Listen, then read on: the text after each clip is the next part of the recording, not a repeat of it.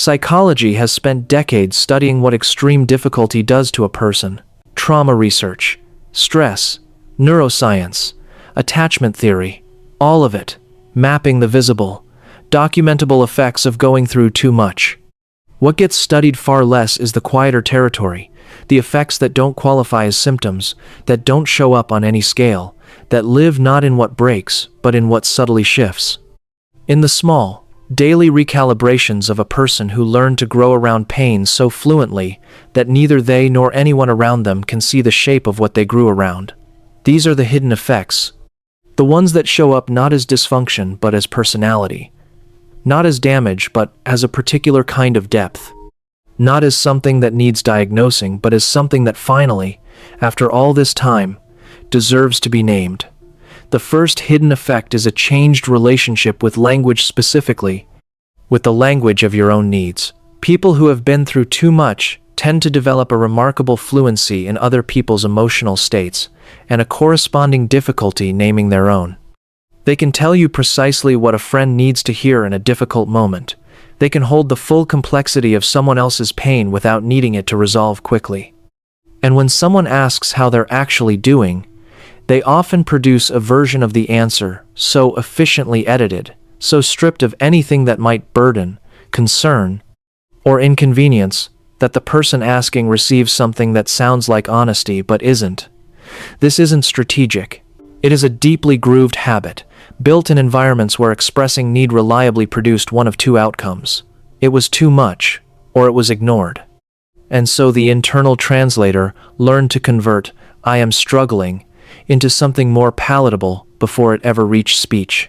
The result is a person who has become, over years, genuinely uncertain of what they feel, not because their emotional world is shallow, but because the pathway between feeling and expression was rerouted so thoroughly and so early that they can no longer locate the original road. The second hidden effect is a finely tuned internal threat detector that runs on a frequency others can't hear. Not paranoia, not anxiety in the clinical sense. A quiet, persistent, almost subliminal alertness to the emotional temperature of any room, any relationship, any exchange. They notice the half-second pause before someone answers. The specific quality of a silence that means something is wrong. The way a tone shifts imperceptibly between one sentence and the next. They notice these things before they've consciously decided to look for them. Because looking for them was once essential to knowing what kind of day they were about to have. What made this detector accurate is exactly what makes it costly in the present. It was calibrated for an environment that no longer exists, in most cases, and yet it keeps running, scanning, logging, assessing long after the original threat has passed. The person who has this running in the background is not anxious. They are tired. There is a difference, and it is important. Anxious implies irrationality. Tired is what happens when a system that was designed for intermittent use has been running continuously for years.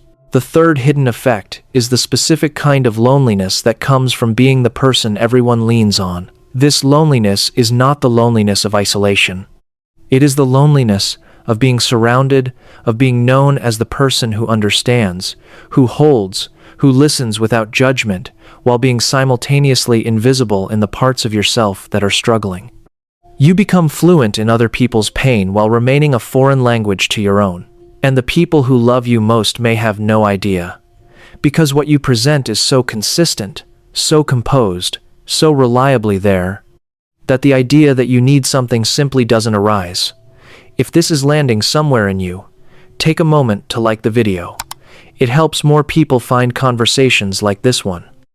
And if exploring the less spoken dimensions of what difficulty does to a person is something you want more of, subscribing makes that work possible. The fourth hidden effect is what happens to the experience of joy. Not the capacity for it that usually remains, but the texture of it changes. There is, for many people who have been through too much, a quality of restraint around good things. A reluctance to fully land inside them. A holding back, however slight, from complete inhabitation of a happy moment, as though being fully present in joy opens something of vulnerability, an exposure that the more guarded self has learned to avoid. This is what researchers studying emotional numbing and affect regulation call dampened positive affect. Not the absence of positive emotion, but a reduction in its amplitude, in how fully it is allowed to register. The person doesn't choose this. It is the self-protective narrowing of a system that learns, from evidence, that things which feel very good are also things that can be very lost. And the less you feel the height, the less the fall can take from you. The fifth hidden effect is the complicated relationship with being cared for. Not indifference to care, a profound hunger for it, alongside a profound difficulty receiving it. When someone offers genuine tenderness, a gesture of care that costs nothing to the giver and means everything to the receiver, something in the person who has been through too much flinches, not from the care itself, but from the vulnerability of needing it, from the exposure of being seen as someone who needs it, from the old, deep script that says needing things is dangerous, and receiving them makes you owe something you may not be able to repay. The result is a person who accepts care with one hand and holds it at a slight distance with the other, who can be profoundly moved by kindness while simultaneously remaining slightly outside it, who thanks you for the gesture and then privately returns to managing alone, because managing alone is the only mode in which they have ever fully trusted themselves. Here is the paradox that all 5 of these hidden effects converge into.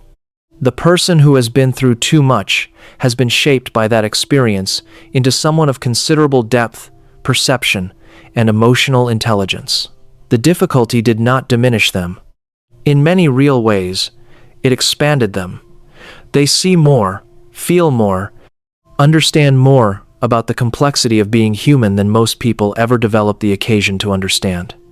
And they carry all of that alongside a private cost that is rarely visible and rarely acknowledged, because the very same experience that produced the depth also produced the instinct to conceal the weight.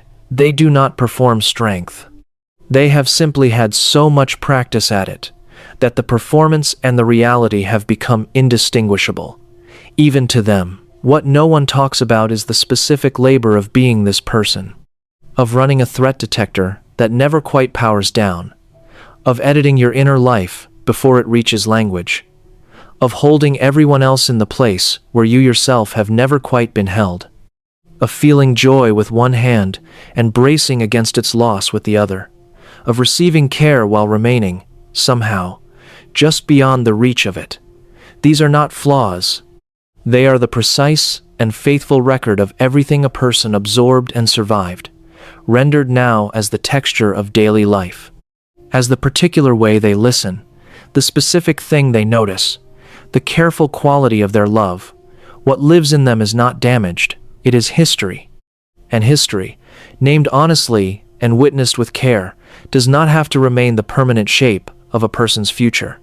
The hidden effects of going through too much are not the final word on who someone is. They are the beginning of understanding why.